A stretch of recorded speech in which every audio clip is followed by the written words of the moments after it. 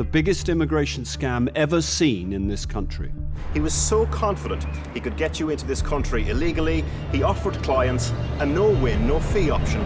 A team led by DC Andy Cornwell are planning a dawn raid. They are targeting a company owned by an Indian national called Jatinder Sharma. At the beginning, the intelligence was passed to us and it suggested a chap called Jatinder Sharma was supplying counterfeit educational documents to the Home Office to enable... The team believes Sharma is married to two women, Neelam and Rakhi. Overview of what's happening. And that all three run a visa racket that has given thousands of people access to Britain who shouldn't be here.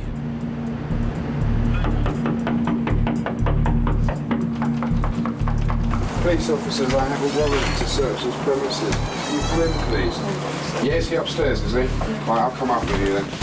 Hello there, sir. Are you Mr. Sharma? So if you come downstairs with us, I shall explain everything to you. Sorry. Sharma is a trained solicitor whose previous clients include the hook-handed Muslim cleric Abu Hamza. The officers want to contain Sharma and his wives so they can't destroy incriminating evidence. I've got a warrant to search this address for forged and counterfeit educational documents and also any articles that may be used to manufacture those documents. Okay, do you understand that? Right. Come and have a seat, madam. What is it? What is your name? Rakhi. Rakhi, have a seat in that chair for us, please. DC Cornwell has something else on Sharma and his wives. He suspects they've used deception to stay in the country. But my colleague's got something that he needs to say to each of you first. You're going to be arrested, okay, on suspicion of obtaining leave by deception. Me? Yeah. Do not say anything about harm offensive. Do not mention when questioned so they say behind court. In fact, yeah, Junior, this is Neelam.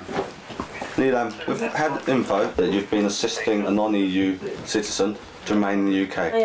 Neelam is suspected of endorsing Rakhi's fraudulent application to stay in Britain. Also, you do not have to say anything about harming defensive. Do not mention when questioned so later in court. Rakhi is here on a work visa, but has never worked where she's supposed to. Rakhi, you should not be in the UK. You're under arrest for obtaining leave by deception. Right, can you come with me then upstairs? Can you come with me upstairs? No, I don't want you talking. You've been arrested. With Sharma and his two wives under arrest for immigration offences, the team look for evidence that they're behind the bigger crime of running a fake visa factory. Do you have any documents in this building, Mr. Sharma, in this house that you shouldn't have? Please feel free to, Where? because I don't do any kind of deception, Wait. sir. So far we've found bank statements showing large deposits. We've also got various, what appears to be Indian certificates and blank letterheads. And we've also got a stamp and an ink pad for the Smile Dental Clinic. A bit tricky to read backwards, but it's Bangalore. If the certificates and the stamps are counterfeit, it could go some way to enabling unqualified people to work fraudulently as dentists in Britain. And while there's evidence they're moving large sums of money around the world, it seems Sharma likes to keep it in the family. And Mr. P. Sharma? That's your younger son.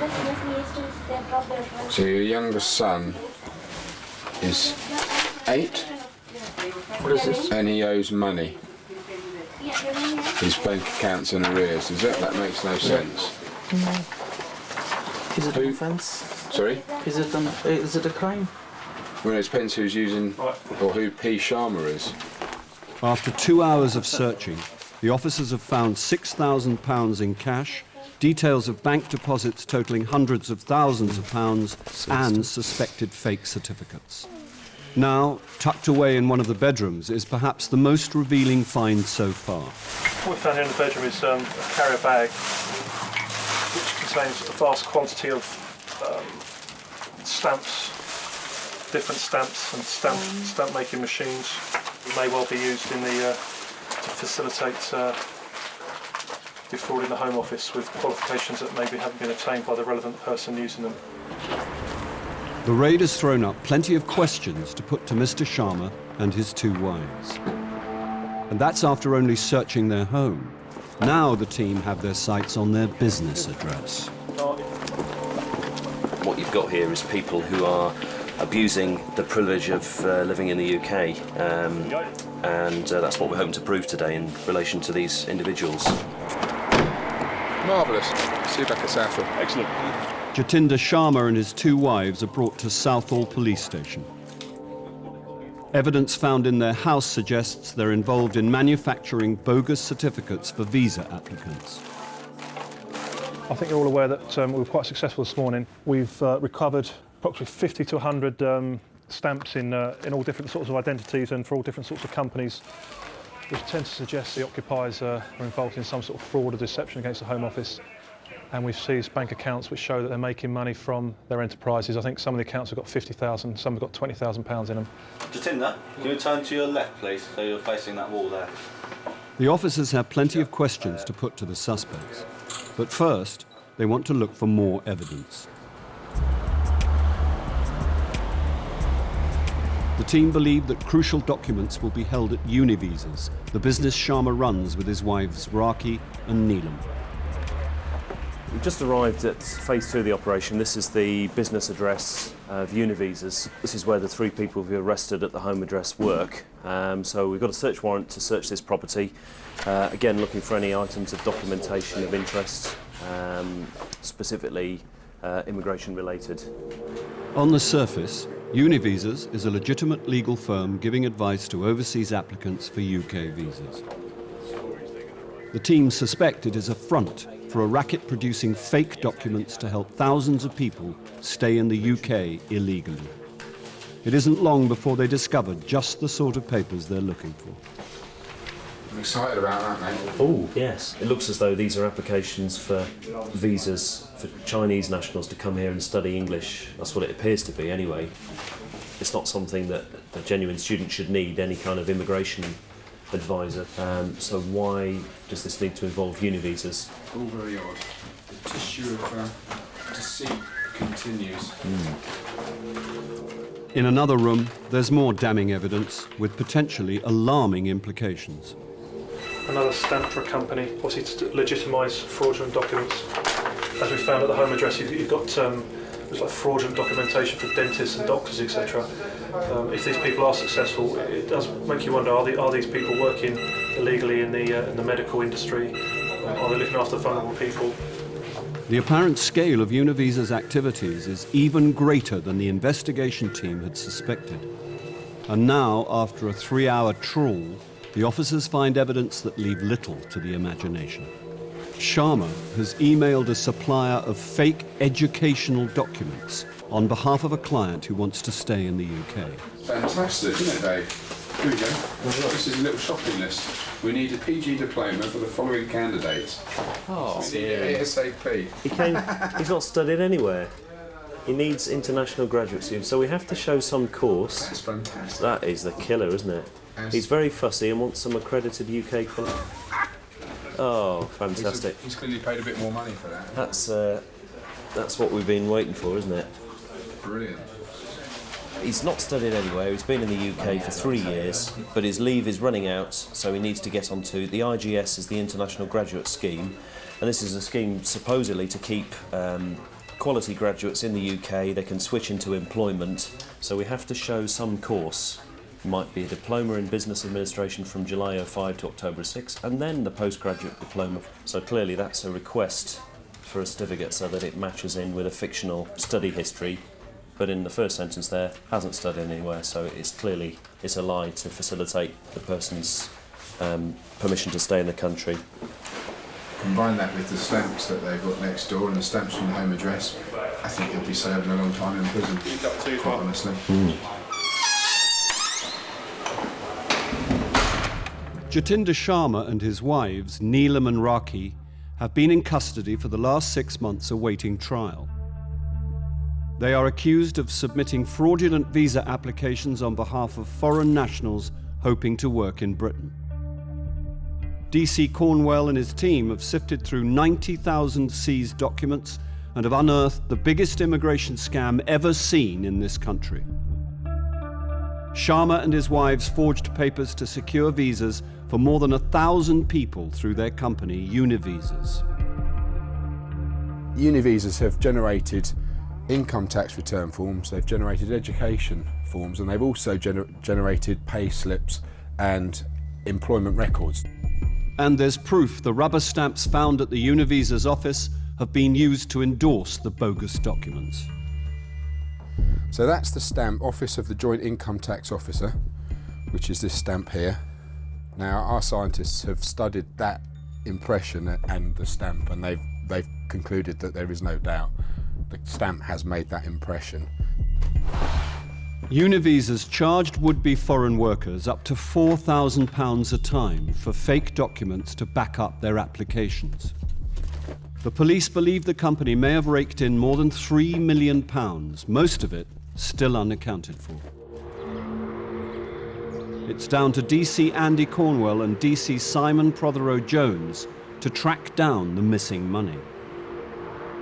Today they are at court where Sharma, Raki and Neelam are due for a plea hearing. All three have already pleaded not guilty, but they have good reason to change their minds. The judge has made it clear that today is the last day that a discounted sentence is on offer, and without a doubt for all the defendants, any discount which they get from an early plea is going to be substantial. We are talking years off their sentence. As a result of that, things are getting fairly heated in there between the defence teams and the prosecutor. It is very fraught, but there's a lot at stake. Raki and Neelam stick with their pleas of not guilty, but Jatinder Sharma tries to strike a deal with the prosecution. He's willing to plead guilty on one condition. He was prepared to plead guilty, provided we excluded his house in Southall from any sort of cash confiscation. That kind of set us thinking, really. Why is he so concerned about his house? It led us to sort of muse that perhaps there's a load of cash stored somewhere in that house, which is why he doesn't want the house the subject of any confiscation. And the hoodie bar, the enforcer. The only way to find out is to go back to Sharma's house to take a closer look. And it would appear that their business over the 18 months it was running has turned over probably £3 million. Now, if you look at that, and we say maybe £1 million of that has gone in expenditure over the 18 months. We've frozen assets in their bank accounts of 400,000, so that leaves us short 1.6 million. We've got a warrant to search the address, okay?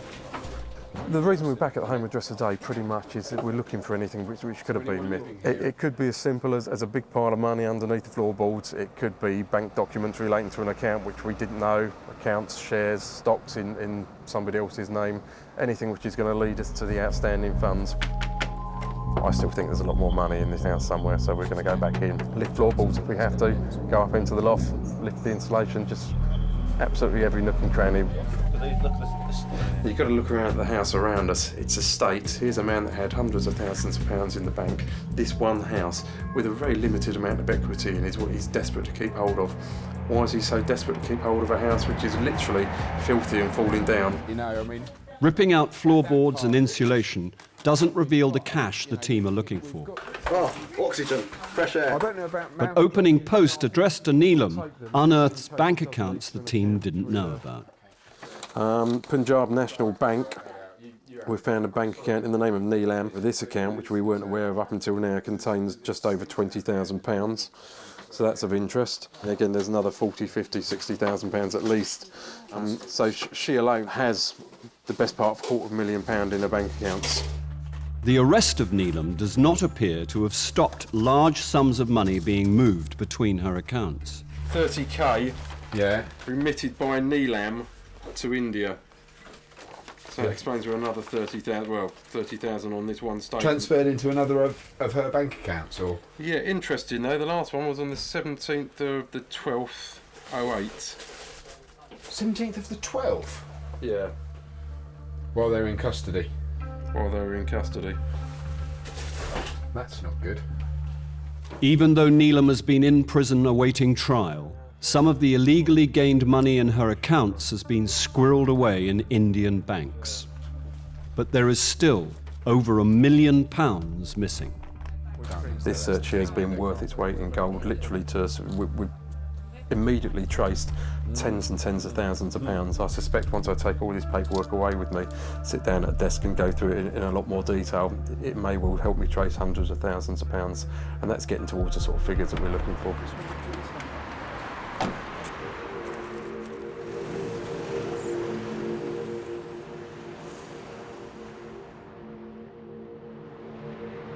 We've had a fantastic result, really. I'm pleased. Jatinder's pleaded to absolutely everything.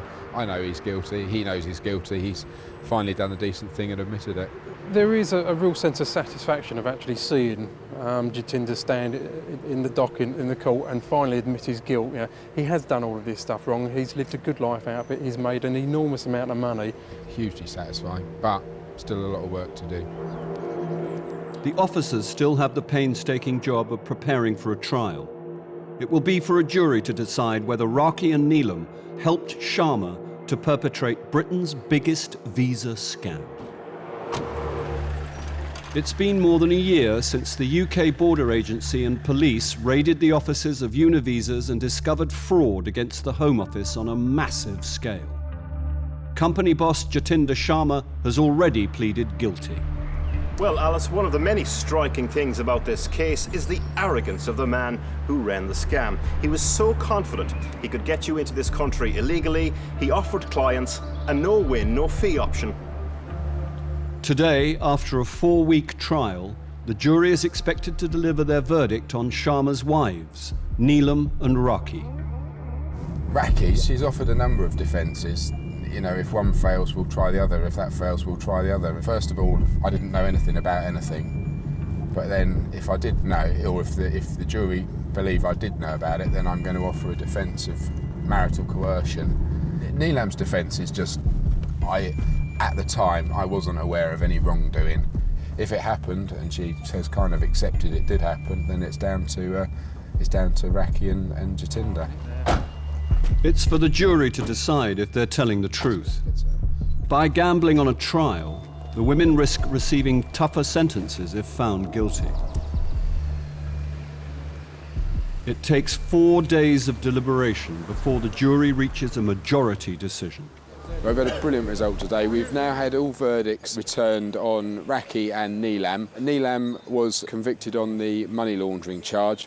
Raki was convicted on everything, all of the charges against her. We've just come out of court. Jatinder's been in the dock with them, and all three have been sentenced. The jury accepts that Neelam was not behind the fraud, but she is sentenced to 4 years in prison for laundering some of the £3 million that poured into Univisas. Raki conspired with Sharma to defraud the Home Office by submitting bogus visa applications. She is sentenced to 8 years in prison. Jatinder Sharma is given credit for his early plea and is sentenced to 7 years. Thanks to their criminal activity, there could be thousands of people in the UK who are not entitled to be here. Univisas is obviously an immigration consultancy. There are hundreds of those operating throughout the capital and throughout the country, and a lot of those will be running similar sort of scams. So what we've really dealt with over the last 12, 13 months is, I believe, the tip of the iceberg. It's been a long and complex investigation, but it's not over yet. There's still the missing money to track down and seize. As for Jatinder Sharma and his 2 wives, they'll be deported to India after they've served their sentences.